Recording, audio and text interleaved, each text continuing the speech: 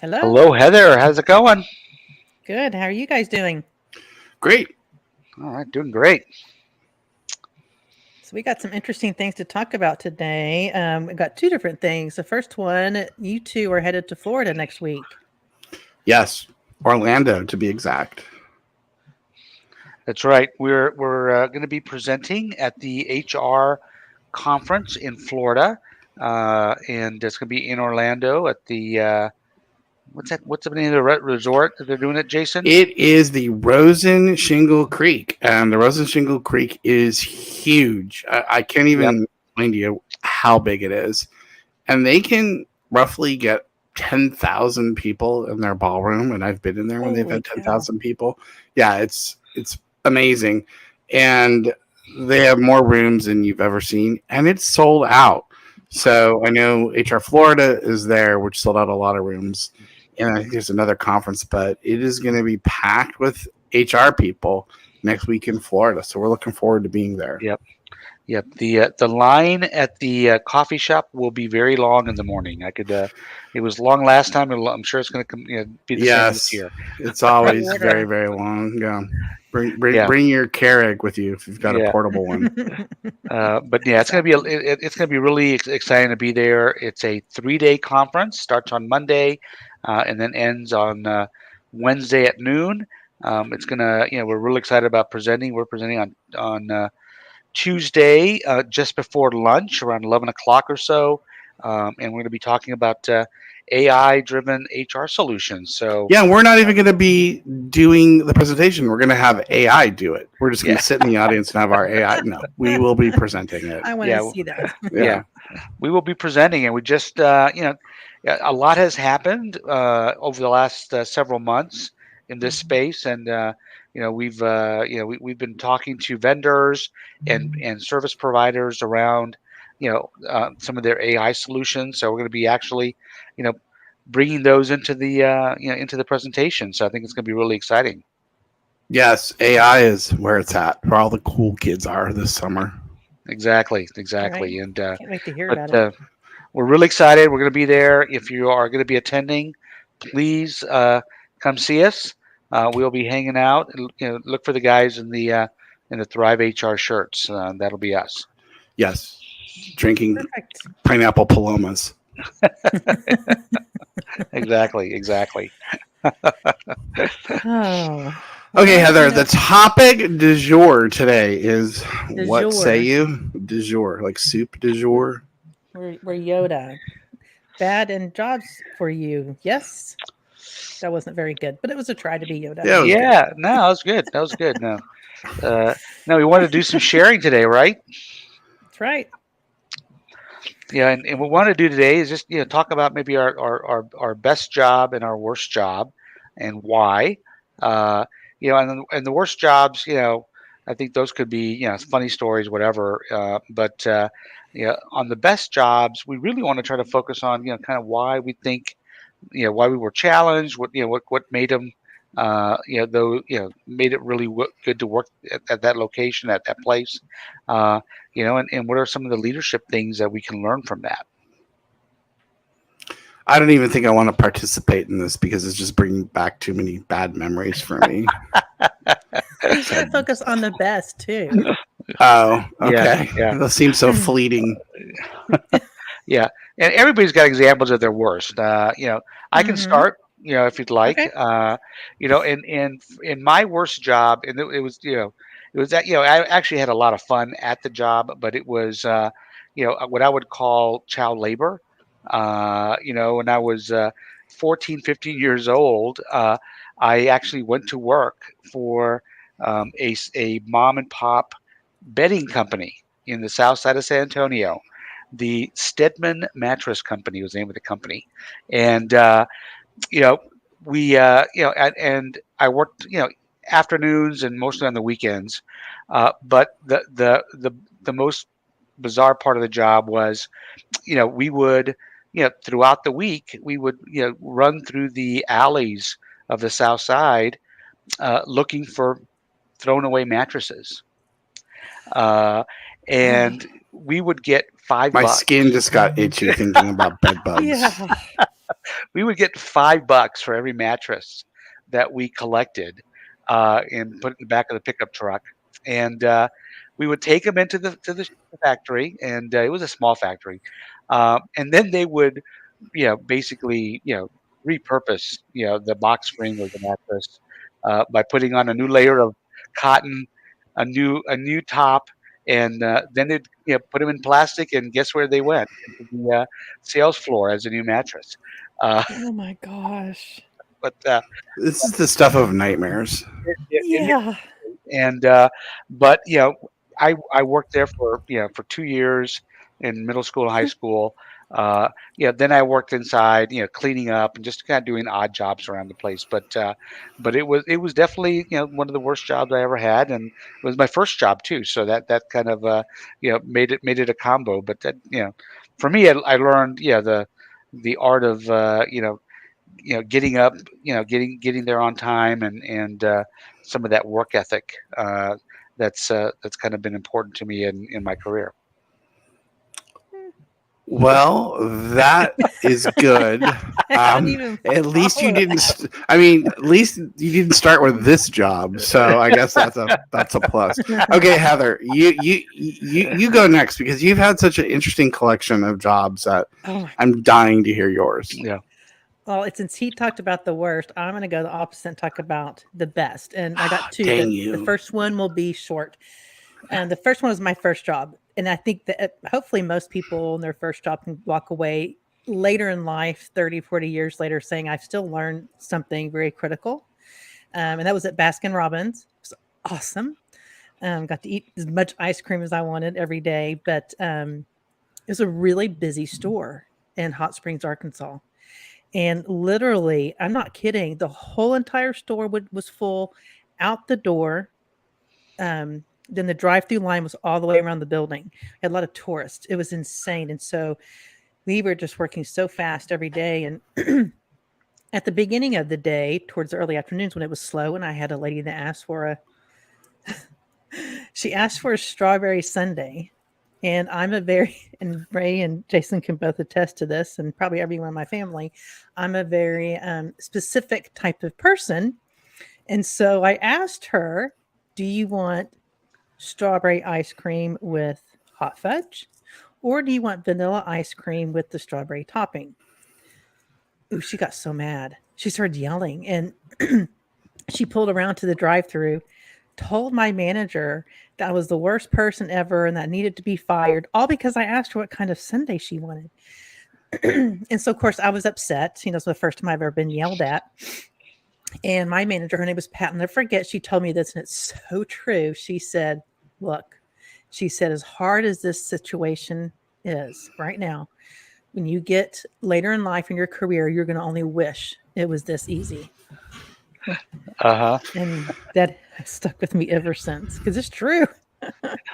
Yeah. Well, yeah, certain Yep. messages just ring out for you for sure. Yeah. And did you know that those hot springs in Arkansas were like Franklin Delano Roosevelt's favorite place to go? It was like his second home. He often went there to rejuvenate. Did you know that? I didn't. And my family's from there, and I didn't even know that. Yeah, it was. He often went there. It was a big favorite spot of his. Okay, but I digress. So tell me the worst one. The worst one, gosh, I was working for a organization that was fairly new to the market, and all of my people I networked through, come work here. It's so wonderful. So I did, and how people were treated was absolutely awful. We would be on a weekly call with the executive team up in Dallas. At the time I was in Waco, and they gave us work phones, and they made it very well known that they recorded our phone calls. And then they would proceed in any meeting we had. It was so much foul language. I think that's all it was. And it was literally yelling. It was horrible. Needless to say, I left after a few months. There was even some things that I saw myself that were brushed under the rug. It was just, and the company ended up closing a few months later. That was the worst job ever. What did this organization do? They were a vocational school. Okay, that makes it even worse. Yep, for medical assisting, dental assisting, HVAC. Yeah, and I mean, Yeah. our VP of operations was at the school from Dallas, and one of the medical assisting teachers was walking through the hallway. He grabbed her and essentially threw her up against the wall and told her, "Why aren't you in class?" She didn't have a class at that point, and they totally took that thing and brushed it under the rug as if it never happened. I hightailed it out of there as fast as I could. Ugh. Oh, and it's supposed to be Too like an bad. inspiring and place where you're developing new skills, and it was just a house of Yes. hell. Yes, and these students, I mean, they're paying a lot of money for this That's education, sad. and it's very sad. You know, I Yeah, mean, that the is. people are screaming for, especially people in the trades. We don't have enough people in the trades, and so the companies are begging for those types of people, and to have a school that should be supporting that and just go downhill. It was horrible. Yeah, Yeah. that's horrible. Yep, that'll the screaming and verbal abuse and geez, even physical abuse is Yeah. absolutely over the top. Okay, Ray, Yeah. what's your best job? Well, I think I've had a couple of best jobs. Other than what I'm doing today. I mean, which it tops the list. But anyway, but no, I think the two. One was at Cisco Systems. When I joined Cisco, we were building an HR M&A team under Steve Cadigan, and I think I worked for Steve for about 3 years before I rolled off into another role. But I think that time was probably the most challenging, definitely, unbelievable, amount of work that we had. Uh, but at the same time, we had such a really good team that it didn't feel like work. I mean, we had a Mhm. really good leader. Remember Mimi and Steve were the two, uh, and I mean they just really were very supportive of the team. You count on them to have your back. We were building, it's almost like we were building the car as we were driving the car. I mean, that's the kind of Wow. activity that was going on. And at the end of the day, we built great processes, built a great team, unbelievable friendships that I've still got today.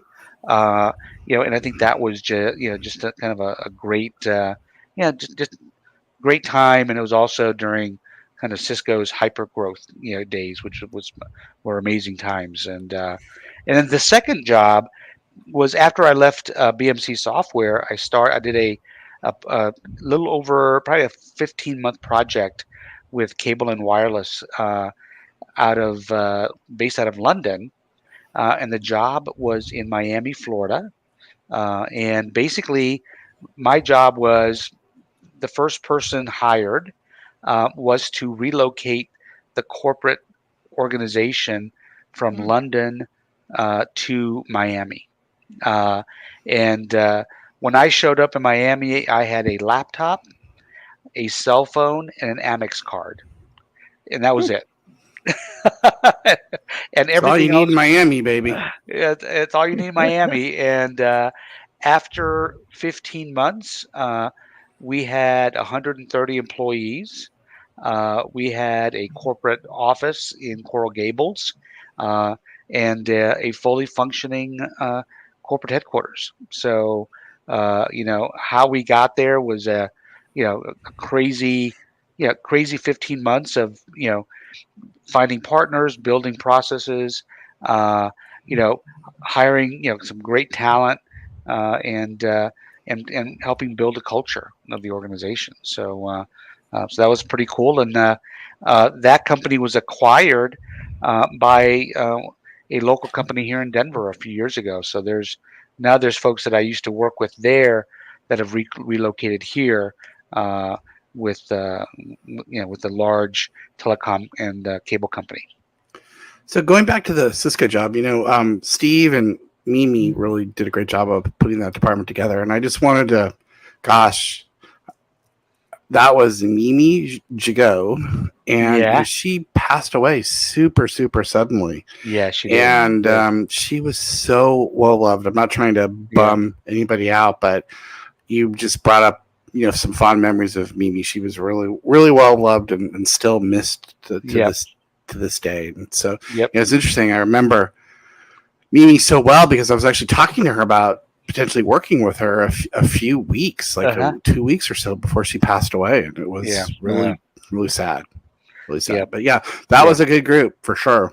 It was a good group, and I still talk to many of those individuals on a weekly and monthly basis, and now they've kind of spread throughout Silicon Valley, and that's a All heck of a done network. very well from that Yep. group. They've done extremely well in leadership roles all throughout the country and the world. That was a Yep. world-class team that was put together. Yeah, that's so true, so true. So, Jason, All what right. about yours? You guys do I know another you- one. I'll What? do another one. If you don't want to talk, because I had two best ones, just like Yeah. Ray. Yeah. So All right, I'll do my another worst. I'll do my Yes. worst one, There you go. and it still brings tears to my eyes. No, not literally, but it was really bad. At least I thought it was bad. So, and I don't even want to really talk about it because I have to mention technology that's like really old, and I don't want to date myself. So that's part of the problem. But yeah, so I worked for this consulting company, and they specialized. Oh my god, I hate to even say this. They specialized in tandem computing, and they specialize in tandem consulting. So this is going back a ways because when they were doing tandem consulting, tandem was pretty much out of vogue even at that point. So anyway, I came in to hire the consultants for this company and look for people that had tandem skills, which was a lot easier said than done. So literally every day I'd be making my recruiting calls, calling for people with tandem skills, and it was really hard because people would be like, "Yeah, I knew tandem, and I'm not working on that because there's all these new technologies coming out, and why would I be even thinking about working on the stupid tandem stuff?" And so the company was headquartered in Pittsburgh, and they flew out these people from Pittsburgh to run this office, and they knew nothing about working in Silicon Valley. And this office was just decrepit and run down. It had rats running through the office and all in the ceilings of the office. It smelled like a combination of mold and rat droppings because water was leaking into the ceiling, and they thought it was fine. They're like, "Oh, this is a great building. You don't know how much we're paying." And I'm like, "Yeah, it's in Silicon Valley. That's why you're paying a lot." And then it was really hard to find these consultants, and they would come screaming at you like, "Why haven't you found 5 consultants this week?" And you're like, "Because it's impossible to find these consultants." So they were always screaming and yelling at me. And then the one guy who was the sales guy in there was always screaming at me, and he was, and I kid you not, like he was a pathological liar. Like he was like, what was there was a character on Saturday Night Live that was a pathological liar. I forget what character it was, but they were always, it was always, yeah. Oh, it was Rob Schneider. It was always, yeah, that's it. He's making up lies. So just to give you like just an indication of how bad this guy would lie, and he would always lie about you and make stuff up and make you look bad. So I remember one day he was like out of the office, and he called in and said, I'm out of the office because I was driving through Los Gatos and I hit a deer and it took out my car and my car's totaled. And we're like, "Oh, okay. Like hope you're okay. Hope you're fine." So then the very next day he comes back into the office and he's driving his car with not a scratch on it. And we're like, "I thought that you said you hit a deer." "Oh, I did." You're like, "Okay, I'm not even going to mess with this." So yeah, it was really just a brutal, horrible job. And it lasted about 12 months there, but it was a springboard to a really great job that I got later. But yeah, that one is that one was pretty stinky. Yeah. Oh man. Literally. Yeah, Yeah, it was yeah, literally. yeah. I mean, it was bad, and not to pile on or not. So we had this uh, administrative assistant slash uh, coordinator, who office manager. I don't even know if I'll get in trouble for saying this.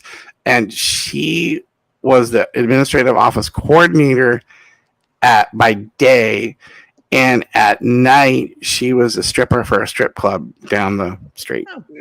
Oh my gosh. Okay. Yep. There you go. Yeah.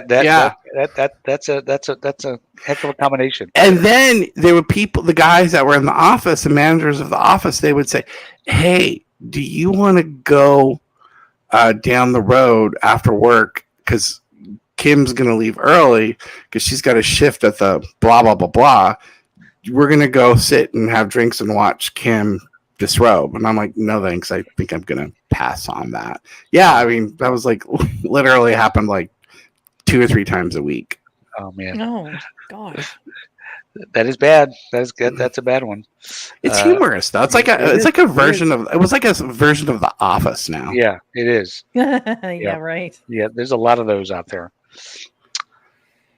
All right. Well, I mean, yeah, I think the big learning here is those best jobs. A lot of those are all about the leadership team and who's leading and their ability to connect with their employees, and that's really the key in being a good leader and finding the right place from a career perspective. Well, a good job is a gift. What you don't realize is when you have a good job and you really appreciate it, it's really a gift, because when you don't have a good job, then you realize how miserable it makes the rest of your life. And then sometimes we don't have enough appreciation for when we have a job that is great. You know, we really like it. We like our team, with people that we're working for. We like the mission of the company.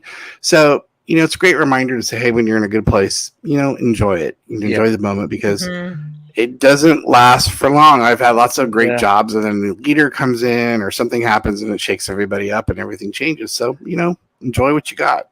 That's right. So true. I agree. And don't run into deer and then make it up that your car was hit when it wasn't, because people will notice.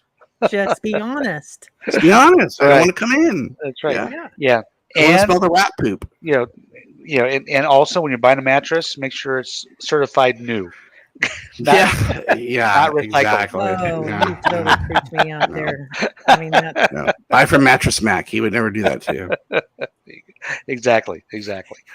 All right. Fantastic.